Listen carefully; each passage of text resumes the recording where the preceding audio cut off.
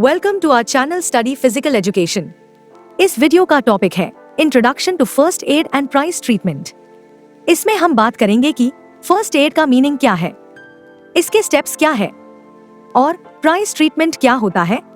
तो सबसे पहले बात करते हैं फर्स्ट एड की।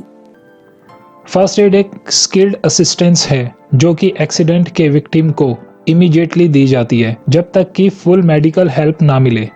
फर्स्ट एड के एम को हम 3 पीस से बहुत अच्छे से समझ सकते हैं। इन 3 पीस में से पहला है प्रमोट रिकवरी, मतलब कैजुअलिटी को ऐसी हेल्प देना कि वह अपनी कंडीशन से रिकवर हो सके। दूसरा है prevent worsening of the condition, मतलब कैजुअलिटी को जितना भी नुकसान हो गया है उससे ज़्यादा होने से रोकना। और लास्ट है प्रिजर्व लाइफ, यानी ज़िंदगी को बचाना। फर्स्ट एड की असेसमेंट के 2 स्टेज हैं। पहला है प्राइमरी सर्वे और दूसरा है सेकेंडरी सर्वे। सबसे पहले हम प्राइमरी सर्वे को समझते हैं, जिसे 6 स्टेप्स में डिवाइड किया है। ये हैं डॉक्टर CABH। इसे आगे हम डिटेल में समझेंगे। और सेकेंडरी सर्वे के 3 स्टेप हैं interview, vital sign and head to toe examination. पहले हम प्राइमरी सर्वे को डिटेल में समझेंगे। सबसे पहले है D, इसका मतलब है डेंजर। इस स्टेप में पहले कोशिश की जाती है कि कैजुअलिटी के आसपास अगर कोई ऐसी चीज़ है जो उसके लिए डेंजरस है तो उसे हटाना।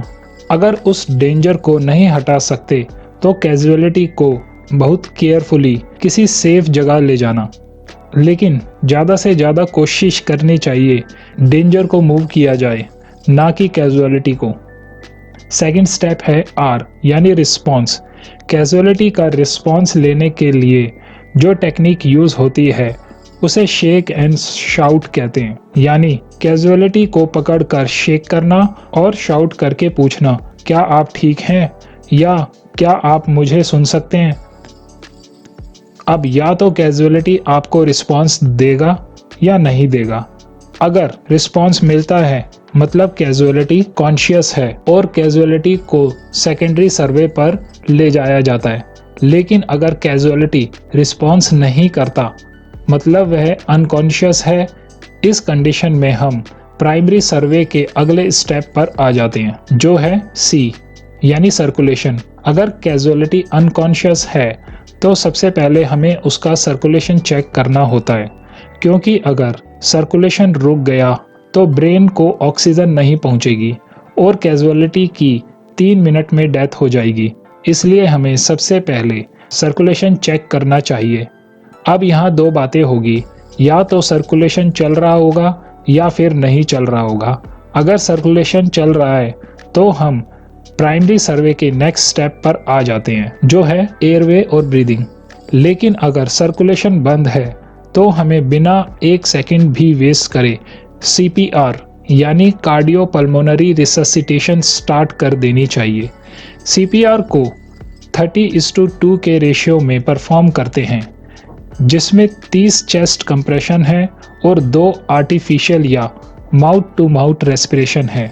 चेस्ट कंप्रेशन करीब 2 से 2.5 इंच डीप होना चाहिए। स्पीड लगभग 100 कंप्रेशन पर मिनट की होनी चाहिए।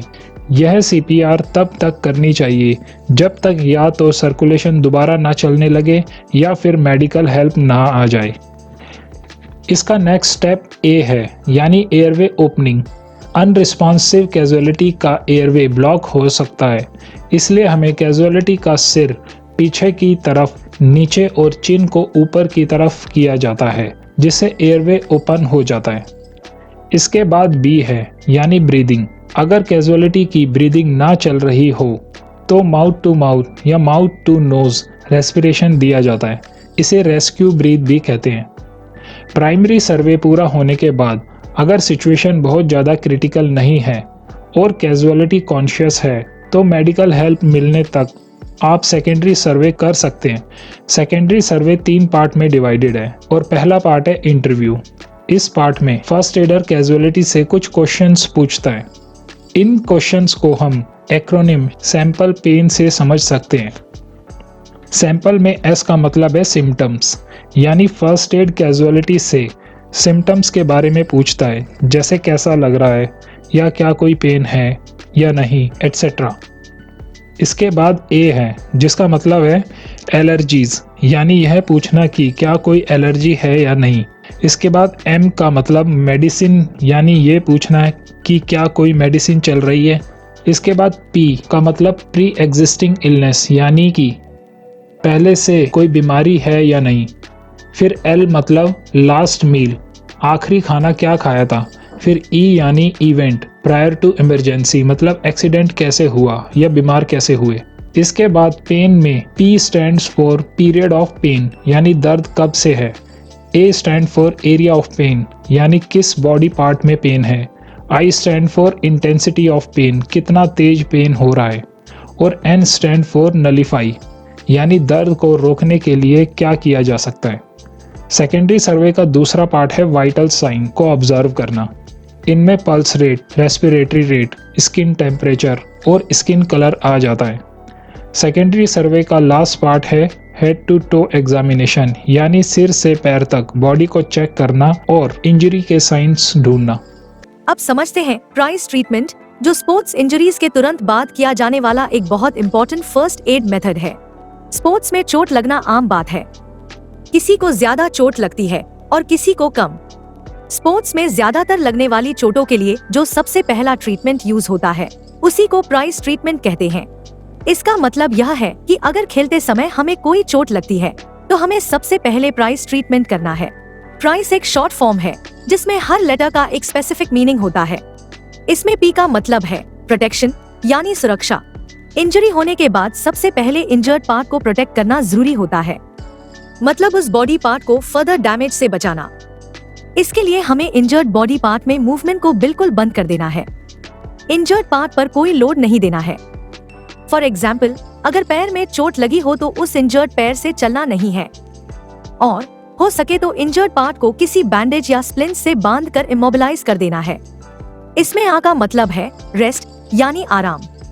इंजर्ड एरिया को प्रॉपर रेस्ट देना बहुत जरूरी है। अगर आप रेस्ट नहीं देंगे तो इंजरी और ज्यादा सीरियस हो सकती है। इसलिए कुछ समय के लिए फिजिकल एक्टिविटी कंप्लीटली अवॉइड करनी चाहिए। आई का मतलब है आइस, यानी बर्फ लगाना।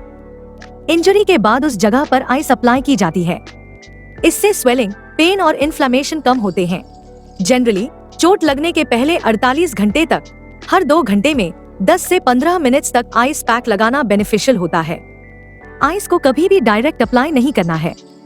इसे या तो आइस पैक या फिर किसी पॉलीथीन में डालकर आइस बैग बनाकर लगाना चाहिए। सी का मतलब है कंप्रेशन, यानी दबाव देना। इंजर्ड पार्ट पर इलास्टिक बैंडेज बांधकर कंप्रेशन दिया जाता है। इससे स्वेलिंग कंट्रोल होती है और सपोर्ट मिलता है। लेकिन ध्यान रखें, बैंडेज बहुत टाइट नहीं होना चाहिए। और लास्ट में ई का मतलब है एलिवेशन, यानी ऊपर उठाना। इंजर्ड पार्ट को हार्ट लेवल से ऊपर उठाकर रखना चाहिए। इससे इंजर्ड पार्ट में ब्लड का फ्लो कम हो जाता है, जिससे स्वेलिंग भी कम हो जाती है। Price treatment mainly soft tissue injuries जैसे स्प्रेन, स्ट्रेन या माइनर चोटों में यूज होता है। अगर इसे तुरंत और सही तरीके से अप्लाई किया जाए तो रिकवरी फास्ट होती है और इंजरी सीरियस होने से बच जाती है। अगर आप इसी तरह फिजिकल एजुकेशन के टॉपिक्स आसान तरीके से समझना चाहते हैं तो हमारी बुक ले सकते हैं। लिंक नीचे डिस्क्रिप्शन बॉक्स में दिया है। अगर आपको यह वीडियो पसंद आया हो तो लाइक करें और इस वीडियो को शेयर करें ताकि और लोगों की हेल्प हो सके, और इस चैनल को सब्सक्राइब करें ताकि हमारी आगे आने वाली वीडियोस आपसे मिस न हो। नेक्स्ट वीडियो में हम बात करेंगे test, measurement and evaluation in sports. Till then, keep learning, keep implementing and keep improving. और लास्ट में, थैंक्स फॉर वॉचिंग।